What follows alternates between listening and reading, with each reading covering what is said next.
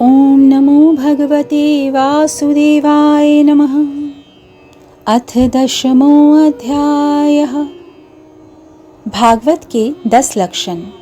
श्री सुखदेव जी कहते हैं, परीक्षित, इस भागवत पुराण में सर्ग, विसर्ग, स्थान, पोषण, ऊति, मनवंतर, ईशानुकथा, निरोध, मुक्ति और आश्रय, इन 10 विषयों का वर्णन है। इनमें जो 10वीं आश्रय तत्व है, उसी का ठीक ठीक निश्चय करने के लिए कहीं श्रुति से, कहीं तात्पर्य से और कहीं दोनों के अनुकूल अनुभव से महात्माओं ने अन्य 9 विषयों का बड़ी सुगम रीति से वर्णन किया है। ईश्वर की प्रेरणा से गुणों में शोभ होकर रूपांतर होने से जो आकाश आदि पंचभूत, शब्दादि तन्मात्राएं, इंद्रियां, अहंकार और महतत्व की उत्पत्ति होती है, उसको सर्ग कहते हैं। उस विराट पुरुष से उत्पन्न ब्रह्मा जी के द्वारा जो विभिन्न चराचर सृष्टियों का निर्माण होता है, उसका नाम है विसर्ग। प्रतिपद नाश की ओर बढ़ने वाली सृष्टि को एक मर्यादा में स्थित रखने से भगवान विष्णु की जो श्रेष्ठता सिद्ध होती है, उसका नाम स्थान है। अपने द्वारा सुरक्षित सृष्टि में भक्तों के ऊपर उनकी जो कृपा होती है, उसका नाम है पोषण। मनवंतरों के अधिपति जो भगवत भक्ति और प्रजापालन रूप शुद्ध धर्म का अनुष्ठान करते हैं, उसे मनवंतर कहते हैं। जीवों की वे वासनाएं जो कर्म के द्वारा उन्हें बंधन में डाल देती हैं, ऊति नाम से कही जाती हैं।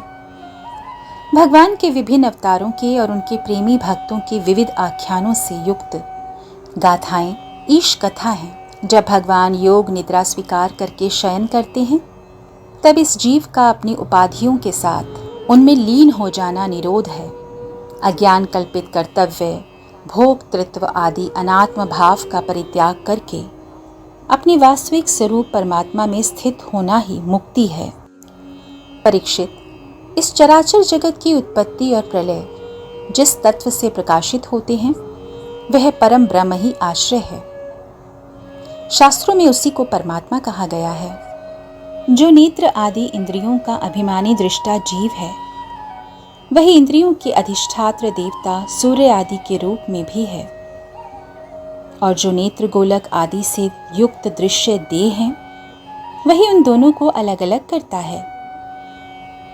इन तीनों में यदि एक का भी अभाव हो जाए, तो दूसरे 2 की उपलब्धि नहीं हो सकती। अतः जो इन तीनों को जानता है, वह परमात्मा ही सबका अधिष्ठान आश्रय तत्व है। उसका आश्रय वह स्वयं ही है, दूसरा और कोई नहीं। जब पूर्वोक्त विराट पुरुष ब्रह्मांड को फोड़ कर निकला, तब वह अपने रहने का स्थान ढूंढने लगा और स्थान की इच्छा से उस शुद्ध संकल्प पुरुष ने अत्यंत पवित्र जल की सृष्टि की। विराट पुरुष रूप नर से उत्पन्न होने के कारण ही जल का नाम नार पड़ा और उस अपने उत्पन्न किए हुए नार में वह पुरुष 1000 वर्षों तक रहा। इसी से उसका नाम नारायण हुआ। उन नारायण भगवान की कृपा से ही द्रव्य, कर्म, काल, स्वभाव और जीव आदि की सत्ता है। उनकी उपेक्षा कर देने पर और किसी का अस्तित्व नहीं रहता। उन अद्वितीय भगवान नारायण ने योग निद्रा से जगकर अनेक होने की इच्छा की। तब अपनी माया से उन्होंने अखिल ब्रह्मांड के बीज स्वरूप अपने सुवर्ण में वीर्य को 3 भागों में विभक्त कर दिया, अधिदेव, अध्यात्म और अधिभूत। परीक्षित, विराट पुरुष का एक ही वीर्य 3 भागों में कैसे विभक्त हुआ, सो सुनो। विराट पुरुष के हिलने डोलने पर उनके शरीर में रहने वाले आकाश से इंद्रिय बल, मनोबल और शरीर बल की उत्पत्ति हुई। उनसे इन सब का राजा प्राण उत्पन्न हुआ। जैसे सेवक अपने स्वामी राजा के पीछे पीछे चलते हैं, वैसे ही सबके शरीरों में प्राण के प्रबल रहने पर ही सारी इंद्रियां प्रबल रहती हैं। और जब वह सुस्त पड़ जाता है, तब सारी इंद्रियां भी सुस्त हो जाती हैं। जब प्राण जोर से आने जाने लगा, तब विराट पुरुष को भूख प्यास का अनुभव हुआ।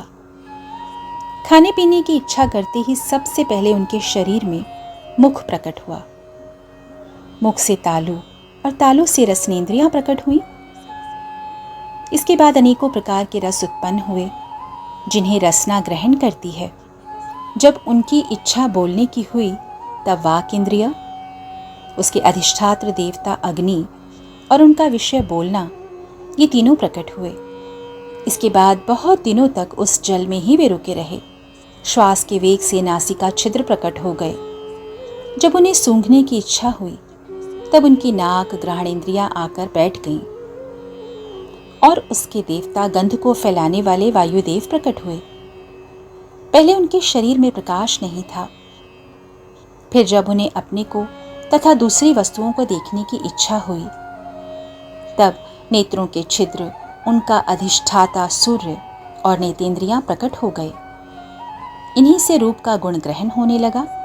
जब वेद रूप ऋषि विराट पुरुष को स्तुतियों के द्वारा जगाने लगे तब उन्हें सुनने की इच्छा हुई। उसी समय कान, उनकी अधिष्ठात्र देवता दिशाएं और श्रोतेंद्रियां प्रकट हुईं। इसी से शब्द सुनाई पड़ता है। जब उन्होंने वस्तुओं की कोमलता, कठिनता, हल्कापन, भारीपन, उष्णता और शीतलता आदि जाननी चाहिए तब उनके शरीर में चर्म प्रकट हुआ। पृथ्वी में से जैसे वृक्ष निकल आते हैं उसी प्रकार उस चर्म में रोएं पैदा हुए और उसके भीतर बाहर रहने वाला वायु भी प्रकट हो गया। स्पर्श ग्रहण करने वाली त्वचा इंद्रियां भी साथ ही साथ शरीर में चारों ओर लिपट गई और इससे उन्हें स्पर्श का अनुभव होने लगा। जब उन्हें अनेकों प्रकार के कर्म करने की इच्छा हुई तब उनके हाथ उगाए। उन हाथों में ग्रहण करने की शक्ति, हस्तेंद्रिया और उनके अधिदेवता इंद्र प्रकट हुए और दोनों के आश्रय से होने वाला ग्रहण रूप कर्म भी प्रकट हो गया। जब उन्हें अभीष्ट स्थान पर जाने की इच्छा हुई तब उनके शरीर में पैर उगाए। चरणों के साथ ही चरण इंद्रियों के अधिष्ठाता रूप में वहां स्वयं यज्ञ पुरुष भगवान विष्णु स्थित हो गए और उन्हीं में चलना रूप कर्म प्रकट हुआ। मनुष्य इसी चरणेंद्रिय से चलकर यज्ञ सामग्री एकत्र करते हैं। संतान, रति और स्वर्ग भोग की कामना होने पर विराट पुरुष के शरीर में लिंग की उत्पत्ति हुई। उसमें उपस्थेंद्रिय और प्रजापति देवता तथा इन दोनों के आश्रय रहने वाले काम सुख का आविर्भाव हुआ। जब उन्हें मल त्याग की इच्छा हुई तब गुदाद्वार प्रकट हुआ। तत्पश्चात उसमें पायु इंद्र और मित्र देवता उत्पन्न हुए। इन्हीं दोनों के द्वारा मल त्याग की क्रिया संपन्न होती है। अपान मार्ग द्वारा एक शरीर से दूसरे शरीर में जाने की इच्छा होने पर नाभि द्वार प्रकट हुआ। उससे अपान और मृत्यु देवता प्रकट हुए। इन दोनों के आश्रय से ही प्राण और अपान का बिछो यानी मृत्यु होती है। जब विराट पुरुष को अन्न जल ग्रहण करने की इच्छा हुई तब कोख, आंतें और नाड़ियां उत्पन्न हुई। साथ ही कुक्षी के देवता समुद्र, नाड़ियों के देवता नदियां एवं तुष्टि और पुष्टि ये दोनों उनके आश्रित विषय उत्पन्न हुए। तब उन्होंने अपनी माया पर विचार करना चाहा। तब हृदय की उत्पत्ति हुई। उससे मन रूप इंद्रियां और मन से उसका देवता चंद्रमा तथा विषय, कामना और संकल्प प्रकट हुए। विराट पुरुष के शरीर में पृथ्वी, जल और तेज से 7 धातुएं प्रकट हुईं। त्वचा, चर्म, मांस, रुधिर, मेद, मज्जा और अस्थि। इसी प्रकार आकाश, जल और वायु से प्राणों की उत्पत्ति हुई। श्रोत्रादि सब इंद्रियां शब्द आदि विषयों को ग्रहण करने वाली हैं। वे विषय अहंकार से उत्पन्न हुए हैं। मन सब विकारों का उत्पत्ति स्थान है और बुद्धि समस्त पदार्थों का बोध कराने वाली है। मैंने भगवान के इस स्थूल रूप का वर्णन तुम्हें सुनाया है। यह भार की ओर से पृथ्वी, जल, तेज, वायु, आकाश, अहंकार, महतत्व और प्रकृति इन 8 आवरणों से घिरा हुआ है। इससे परे भगवान का अत्यंत सूक्ष्म रूप है। वह अव्यक्त, निर्विशेष, आदि, मध्य और अंत से रहित एवं नित्य है। वाणी और मन की वहां तक पहुंच नहीं है। मैंने तुम्हें भगवान के स्थूल और सूक्ष्म, व्यक्त और अव्यक्त, जिन दो रूपों का वर्णन सुनाया है, ये दोनों ही भगवान की माया के द्वारा रचित हैं। इसलिए विद्वान पुरुष इन दोनों को ही स्वीकार नहीं करते। वास्तव में भगवान निष्क्रिय हैं। अपनी शक्ति से ही वे सक्रिय बनते हैं। फिर तो वे ब्रह्मा का या विराट रूप धारण करके वाच्य और वाचक, शब्द और उसके अर्थ के रूप में प्रकट होते हैं और अनेकों नाम, रूप तथा क्रियाएं स्वीकार करते हैं। परीक्षित, प्रजापति, मनु, देवता, ऋषि, पितर, सिद्ध, चारण, गंधर्व, विद्याधर, असुर, यक्ष, किन्नर, अप्सराएं, नाग, सर्प, किमपुरुष, उरग, मातृकाएं, राक्षस, पिशाच, प्रेत, भूत, विनायक, कूष्मांड, उन्माद, वेताल, यातुधान, ग्रह, पक्षी, मृग, पशु, वृक्ष, पर्वत, सरीसृप इत्यादि जितने भी संसार में नाम रूप हैं, सब के सब भगवान के ही हैं। संसार में चर और अचर भेद से दो प्रकार के तथा जरायुज, अंडज, स्वेदज और उद्भिज भेद से चार प्रकार के जितने भी जलचर, थलचर और आकाशचारी प्राणी हैं, सब के सब शुभ, अशुभ और मिश्रित कर्मों के तदनुरूप फल हैं। सत्व की प्रधानता से देवता, रजोगुण की प्रधानता से मनुष्य और तमोगुण की प्रधानता से नारकीय योनियां मिलती हैं। इन गुणों में भी जब एक गुण दूसरे दो गुणों से अभिभूत हो जाता है, तब प्रत्येक गति के तीन तीन भेद और हो जाते हैं। वे भगवान जगत के धारण पोषण के लिए धर्म में विष्णु रूप स्वीकार करके देवता, मनुष्य और पशु, पक्षी आदि रूपों में अवतार लेते हैं तथा विश्व का पालन पोषण करते हैं। प्रलय का समय आने पर वे ही भगवान अपने बनाए हुए इस विश्व को कालाग्नि स्वरूप रुद्र का रूप ग्रहण करके अपने में वैसे ही लीन कर लेते हैं जैसे वायु मेघमाला को।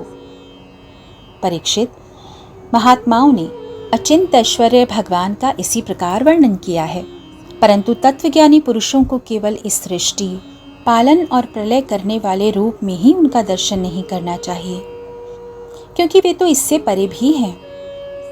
सृष्टि की रचना आदि कर्मों का निरूपण करके पूर्ण परमात्मा से कर्म या कर्तापन का संबंध नहीं जोड़ा गया है।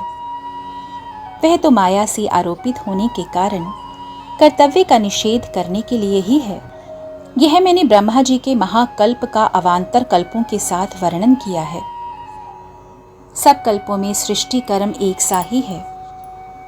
अंतर है तो केवल इतना ही कि महाकल्प के प्रारंभ में प्रकृति से क्रमशः महातत्व आदि की उत्पत्ति होती है और कल्पों के प्रारंभ में प्राकृत सृष्टि तो ज्यों की त्यों रहती ही है। चराचर प्राणियों की वैकृत सृष्टि नवीन रूप से होती है। परीक्षित, काल का परिमाण, कल्प और उसके अंतर्गत मनवंतरों का वर्णन आगे चलकर करेंगे। अब तुम पाद्म कल्प का वर्णन सावधान होकर सुनो। शौनक जी ने पूछा, सूत जी, आपने हम लोगों से कहा था कि भगवान के भक्त विदुर जी ने अपने अति दुस्तज्य कुटुंबियों को छोड़कर भगवान के विभिन्न तीर्थों में विचरण किया था। उस यात्रा में मैत्रेय ऋषि के साथ अध्यात्म के संबंध में उनकी बातचीत कहाँ हुई और मैत्रेय जी ने उनके प्रश्न करने पर किस तत्व का उपदेश किया? सूत जी, आपका स्वभाव बड़ा सौम्य है। आप विदुर जी का वह चरित्र हमें सुनाइए। उन्होंने अपने भाई बंधुओं को क्यों छोड़ा और फिर उनके पास क्यों लौट आए? सूत जी ने कहा, शानकादि ऋषियों, राजा परीक्षित ने भी यही बात पूछी थी। उनके प्रश्नों के उत्तर में श्री सुखदेव जी महाराज ने जो कुछ कहा था वही मैं आप लोगों से कहता हूँ। सावधान होकर सुनिए। दूसरा स्कंध और 10वां अध्याय समाप्त हुआ। इति श्रीमद्भागवते महापुराणे वैयासिक्यामष्टादशसाहस्रयाः पारमहंस्याः संहितायाः द्वितीयस्कन्धे पुरुषसंस्थानुवर्णनं नाम 10मोऽध्यायः। इति द्वितीयस्कन्धः समाप्तः। हरे कृष्ण कृष्ण कृष्ण हरे हरे, हरे राम